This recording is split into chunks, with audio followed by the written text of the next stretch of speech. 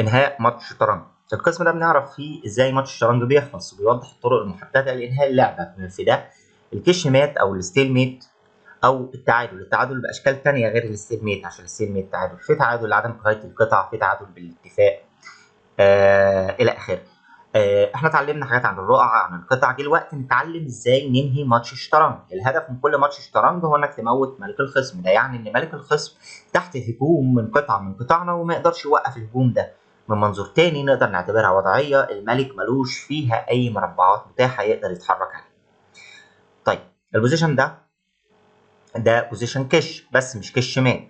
لكن لازم تبقى فاهم الكش كويس، لان الكش ده او التهديد ده لو انت عرفت تعمله بشكل كويس في الحاله دي انت بتكسب الماتش. التهديد في الشطرنج يعني الملك تحت تهديد من قطعه معاديه، بنقول ان هو في حاله كش، ده كش عادي مش كش مال. في حاله الكش لازم يتم اخذ اجراء فوري على طول.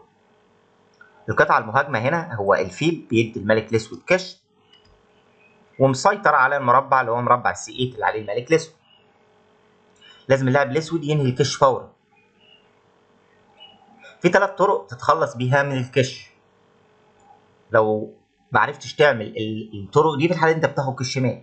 فهنا دي حاله كش عاديه مش كش مال. الاسود يتعامل معاها ازاي؟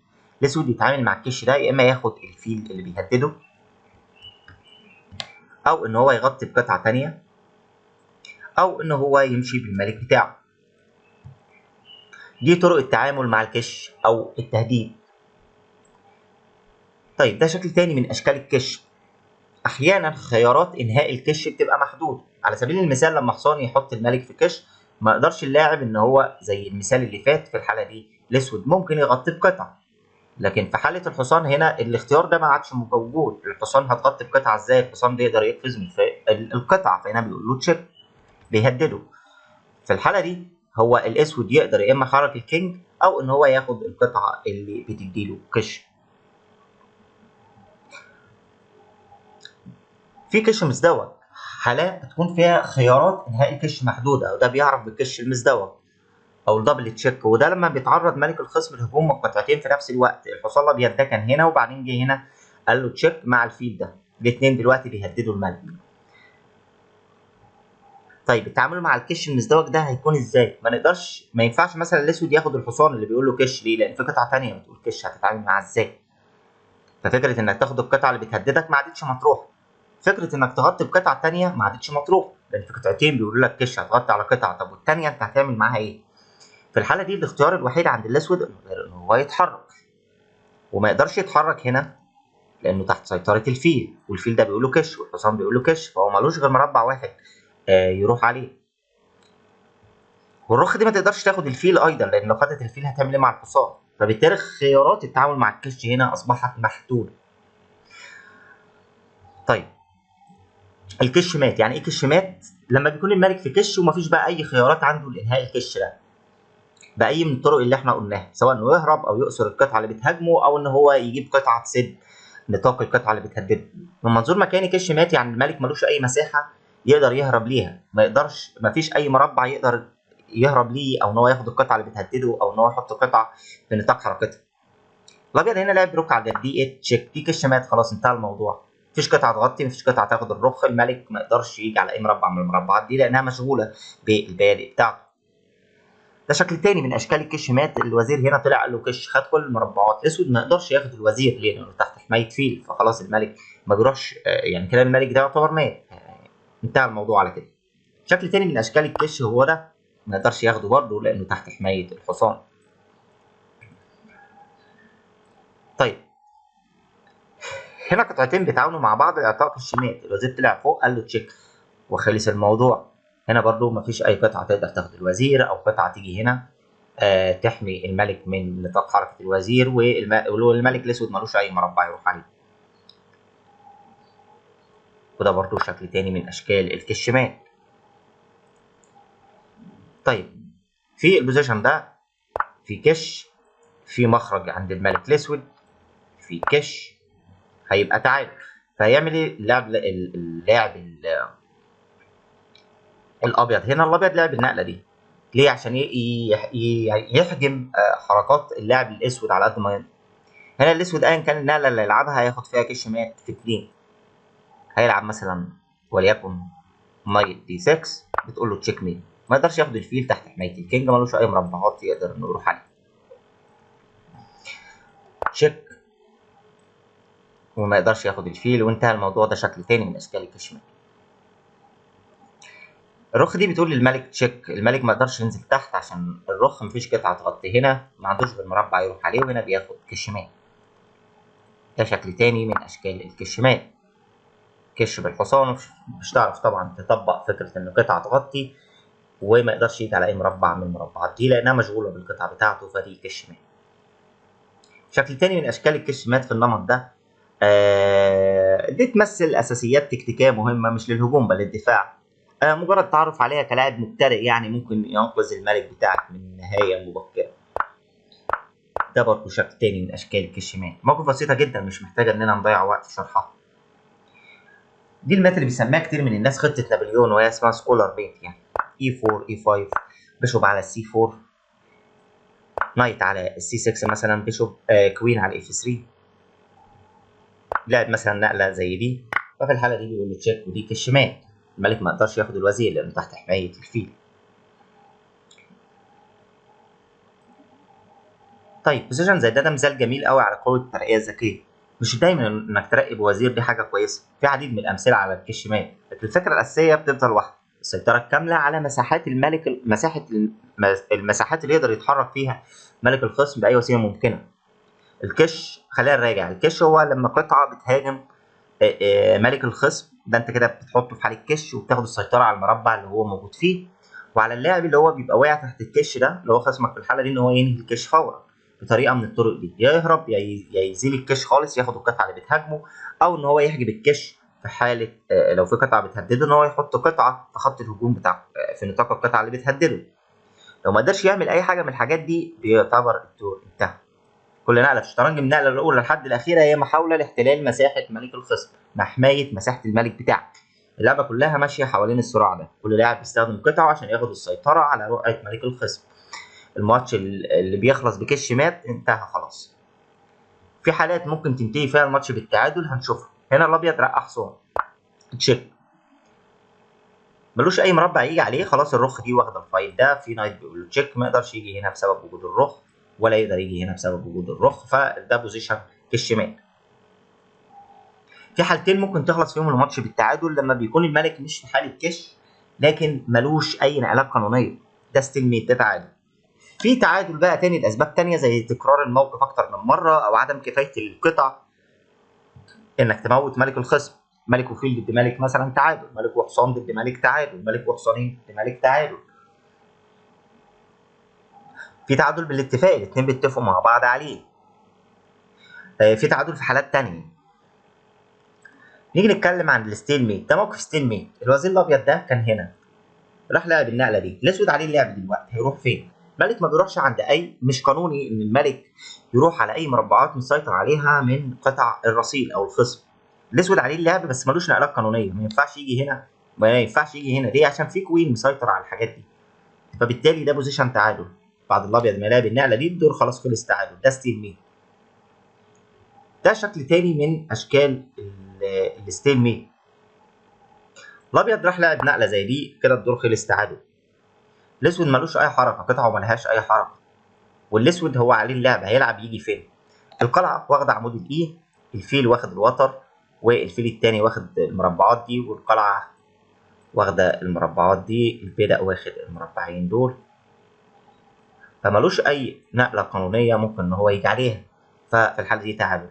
فاللاعب الابيض كان ذكي وراح لاعب نقله زي دي بتشيك، ما عندوش غير كينج على السي 7، راح لاعب روك على البي 1 عشان يمنع الملك الاسود ان هو بيحد من المساحات بتاعته، فما عندوش غير نقلتين: يا اما يجي هنا وتلعب انت بيشوب مثلا وليكن على دي 6، ملوش غير مربع واحد، وهتطلع هنا تقول له تشيك ميت.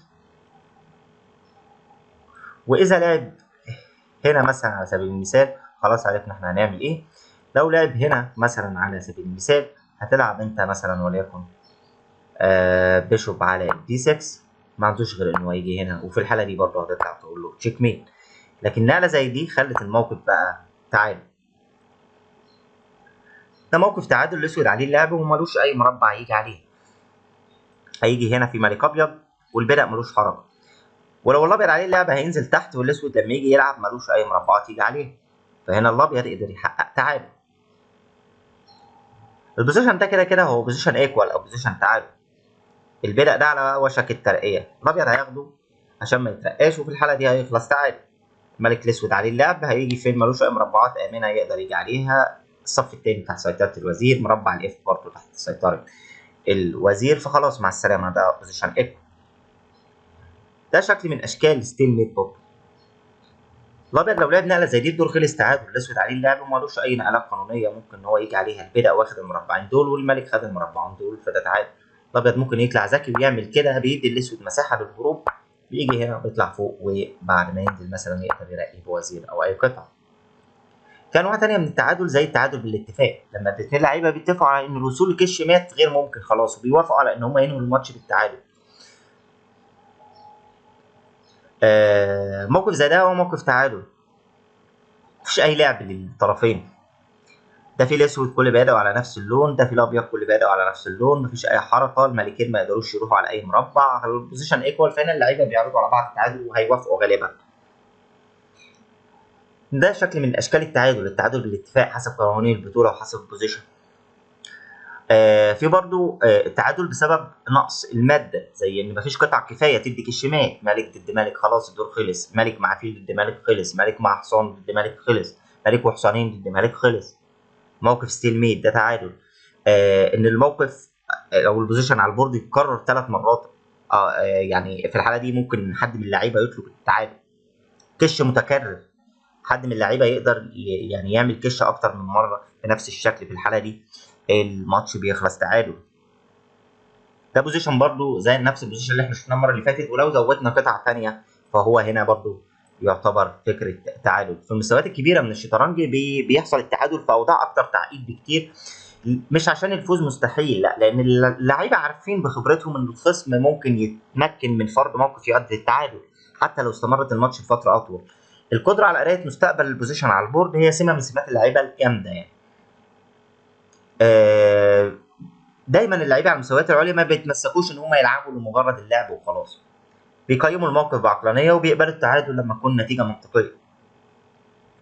ده شكل من اشكال التعادل وهو تكرار الموقف 3 مرات. الابيض جه هنا بتشيك، الملك الاسود ملوش غير مربع واحد، ينزل تحت بتشيك ملوش غير مربع واحد، يطلع فوق بتشيك، خلاص مفيش اي حاجه الاسود يقدر يعملها للهروب من الكش المتكرر ده. ففي الحاله دي ده بوزيشن خلاص، بوزيشن ايكوال. مش لازم تكون التكرارات متتاليه يعني، النوع ده من التعادل بيستخدم كسلاح دفاعي من لعيب في موقف ضعيف عشان يجبر خصمه على القبول بالتكرار، او من لاعب ذكي بيعرف ان خصمه ما يعرفش يتقدم دون المخاطره بالخساره. ده مهم في انواع التعادل، خصوصا الستيل ميت مهم جدا عشان ممكن يمكنك انك تكون في وضع خسران فيخليك تقدر تفرض تعادل بدلا من انك تخسر، زي انك تخلي الخصم يعني تدفع الخصم لموقف ستيل ميت. ممكن تبدل القطع عشان الخصم يفقد الماده او اللي تقدر تخليه يكسب. تكرار الوضع 3 مرات بشكل مقصود. طبعا لو انت بتلعب شطرنج لازم تكون حذر جدا من انك تقع في حته الستيل ميت دي عن طريق الغلط، او اشكال زي تكرار الوضع او كده. التعادل مش نتيجه محايده، هو اداه استراتيجيه قويه تقدر تستخدمها انك تنقذ ماتش يعني، او على العكس ممكن يكون فخ لو ما كنتش متيقظ يعني. عامه التعادل احسن من الخساره، بس التفريط في فوز مؤكد ده خساره من نوع تاني.